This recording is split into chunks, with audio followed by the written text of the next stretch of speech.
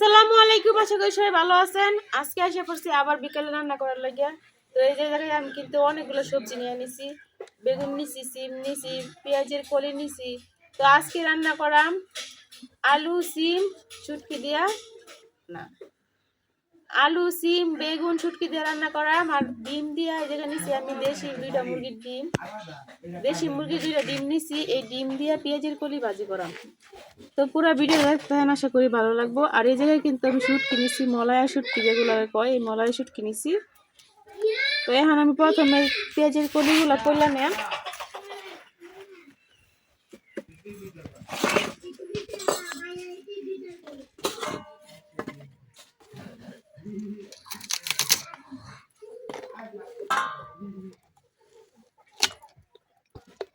বড় ভাই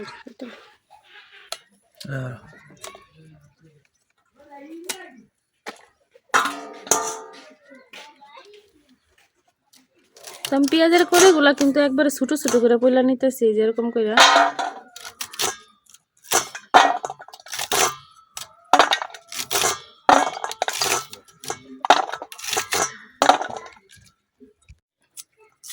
আমার কিন্তু সবটি পেঁয়াজ পাতায় পলা শেষ, এই যে এতটুকু রয়েছে।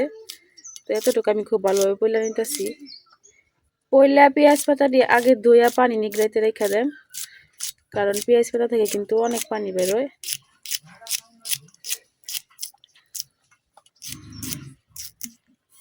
তো এই যে আমার পেঁয়াজের কলিগুলা কিন্তু পলা শেষ।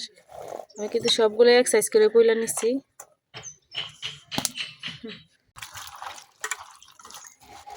পেঁয়াজের কলিগুলো ধুইয়া পানি জড়াইয়া উঠায় নিয়ে একটা চালনির মধ্যে।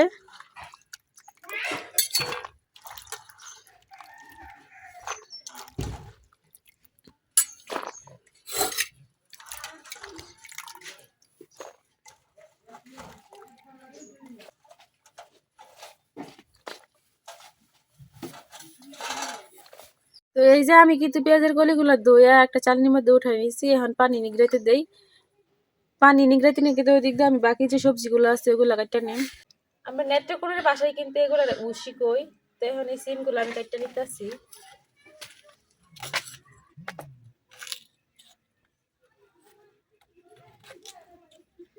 তো শুটকি দিয়ে রান্না করার দিকে কিন্তু ছোট ছোট করে কাটতেছি।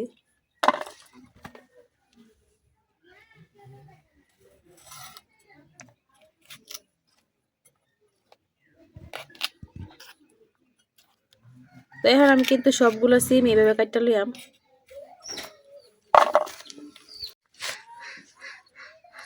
আমার সিমগুলা কিন্তু আমি কাটতে পরিষ্কার করে ধুয়ে নিছি। এখন বেগুন কাটতে নেম।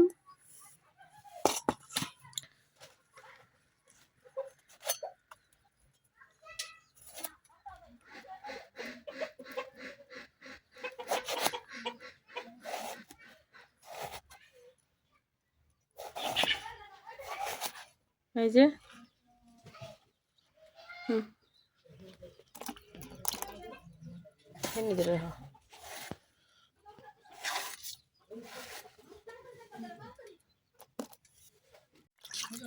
তো আমি কিন্তু দুইটা বেগুনও কাটে নিছি। এখন বেগুন ধুইয়া সিমের সাথে মিশাই নেন।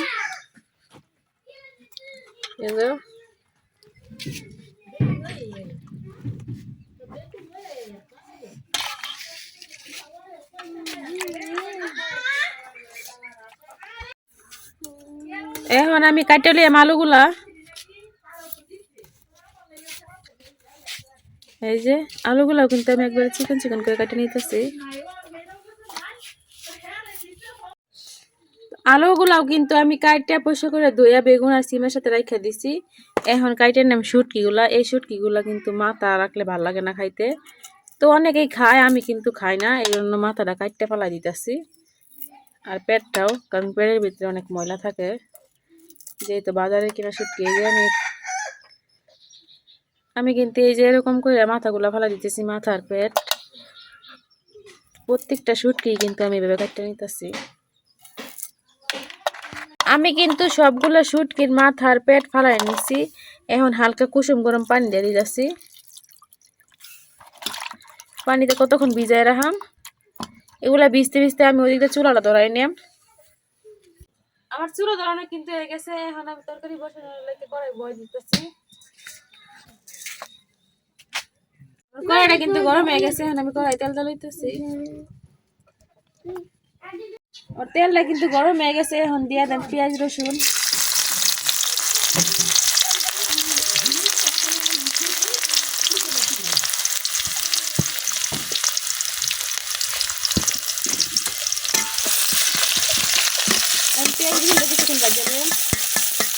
পেঁয়াজ রসুনটা কিন্তু বাজা হয়ে গেছে, এখন আমি দিয়ে দিতেছি অল্প একটু পানি। এখন দিয়ে দেন একটু গুঁড়া মশলা, কাটে রাখা কাঁচামরিচ,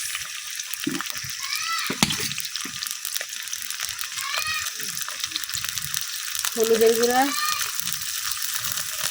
এখন দিলে মরিচের গুঁড়া,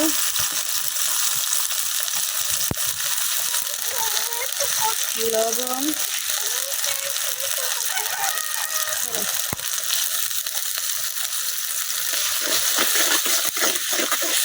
এখন মশলা কিছুক্ষণ কষাইলাম। এখন দিয়ে লইতেছি শুটকি গুলা, এই যে শুটকি গুলা কিন্তু পয়সা করে ধুয়ে নিছি।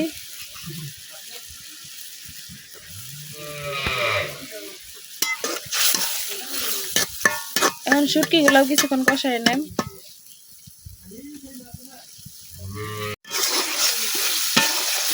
আমার শুটকিটা কিন্তু কষানো হয়ে গেছে, একবারে উপর দিয়ে তেল ছেড়ে দিচ্ছে। এখন দিয়ে দেন কাটতে রাখা সবজিগুলো।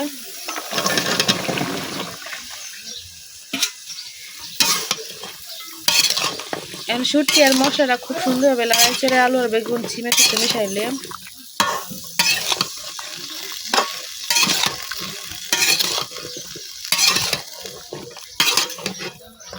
আমি কিন্তু খুব ভালোভাবে মিশাই নিচ্ছি।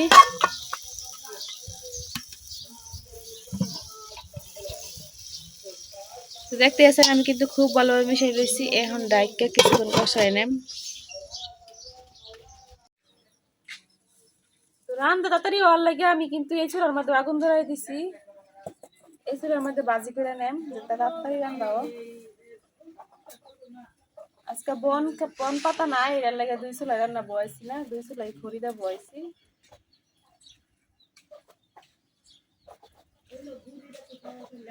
তো আমার কড়াইটা কিন্তু গরম হয়ে গেছে, এখন আমি কড়াই তেল দিতেছি।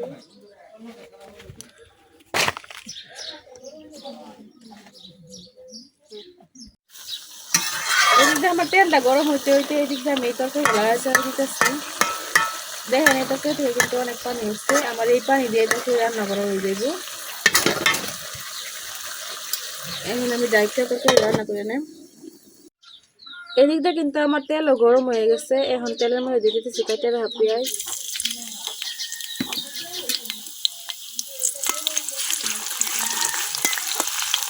পেঁয়াজটা লাগাই করে বাজে নেন।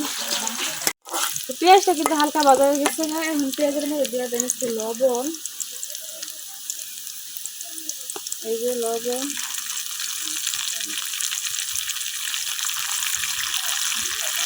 আর দিয়ে দিতেছি অল্প হলুদ। হলুদের লবণ কিছুক্ষণ লড়াই নেন। পেঁয়াজের কলিগুলা আমি কিন্তু পেঁয়াজ দিচ্ছি, পেঁয়াজ না দিলেও হয়, তারপরে আজকে দিলাম।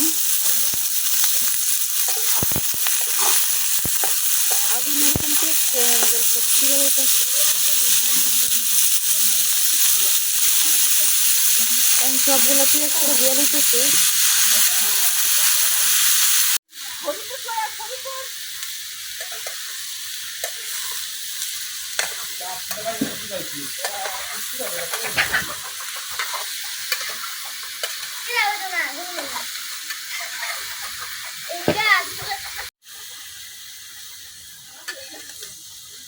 আজকে কিন্তু পেঁয়াজ পাতাটা ডাইকা দিতাম না, কারণ ডাইকা দিলে অনেক পানি উঠে। আজকে এইভাবেই রান্না করা। আর এখন দেখি আমার তরকারি কি অবস্থা।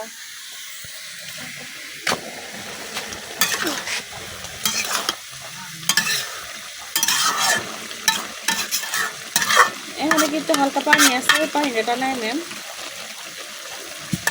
আলুগুলো কিন্তু শুকিয়ে হয়ে গেছে, এখন ডাইকা আর কিছুক্ষণ রান্না করে নেন। এখন বাজির মধ্যে দিতে হচ্ছে কাটে রাখা কাঁচামরিচ,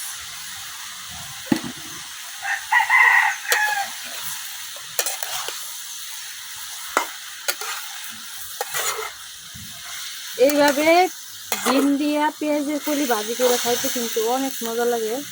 আমার কাছে ভালো লাগে, কার কাছে কেমন লাগে জানি না। শুধু শুধু পেঁয়াজের কলি ভাজি থেকে পেঁয়াজ কলির মধ্যে যদি একটু ডিম দেওয়া যায় তাহলে কিন্তু অনেক বেশি ভালো লাগে।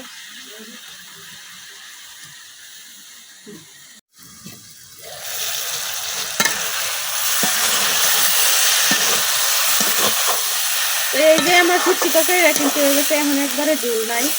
ফুটকি তরকারি কিন্তু শুকায় রান্না করলে বেশি ভালো লাগে। ফুটকি তরকারি কিছু হয়ে গেছে, এখন আমি নামাই নেম।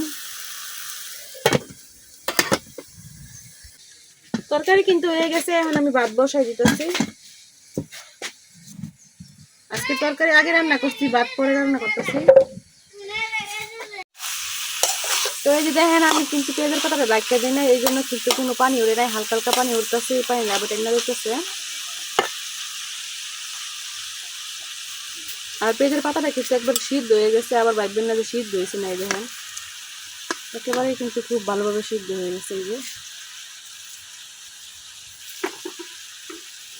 আর পেঁয়াজের কলি ভাজিটা কিন্তু প্রায় হয়ে গেছে। এই পর্যায়ে আমি দিয়ে দেব মুরগির যে ডিম বানিয়েছিলাম ওই ডিমটা। এই যে দুটা ডিম কিন্তু আমি বাড়ির মধ্যে বানিয়ে নিচ্ছি। এখানে ডিমগুলো দিয়ে দিতেছি বাড়ির মধ্যে।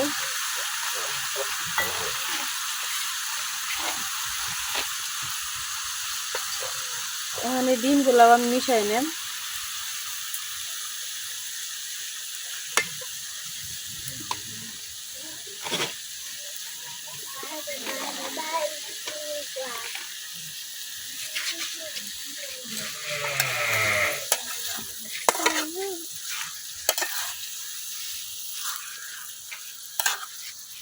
সবটা ভাজির সাথে খুব সুন্দরভাবে মিশিয়ে নিতেছি।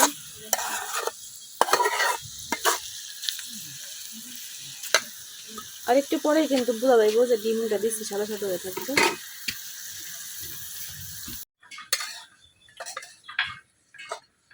তো আমার পেঁয়াজ ফুলের ভাজিটা কিন্তু একেবারেই হয়ে গেছে। এইভাবে কিন্তু পেঁয়াজের কলির মধ্যে ডিম দিয়ে ভাজি করলে খাইতে অনেক ভালো লাগে। আর অন্য কিছু দরকার পড়ে না, এই ভাজি থাকলে এই ভাজি দিয়ে অনায়াসে পেট ভরে ভাত খাওয়া যায়। তো আপনারা যারা খাইছেন তারা কিন্তু এর স্বাদটা জানেন, আর যারা না খাইছেন তারা কিন্তু এর স্বাদটা জানেন না।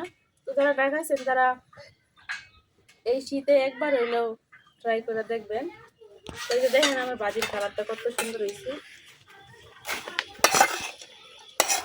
উপরে কিন্তু একেবারে ডিমগুলা বাইসে উঠতেছে আর সুন্দর একটা গ্রান বেরোইছে পেঁয়াজের কলি আর হইতেছে ডিমের।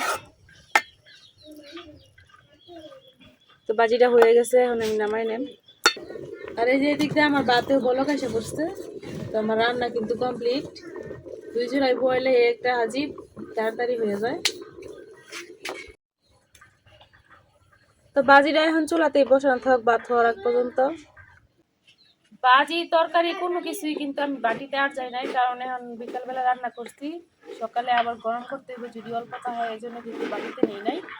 তো এইভাবে তাও তো আমার রান্নাগুলো কেমন হয়েছে অবশ্যই কমেন্টে জানাবেন। আজকে ভিডিও এই পর্যন্তই। সবাই ভালো থাকবেন, সুস্থ থাকবেন। আল্লাহ হাফেজ।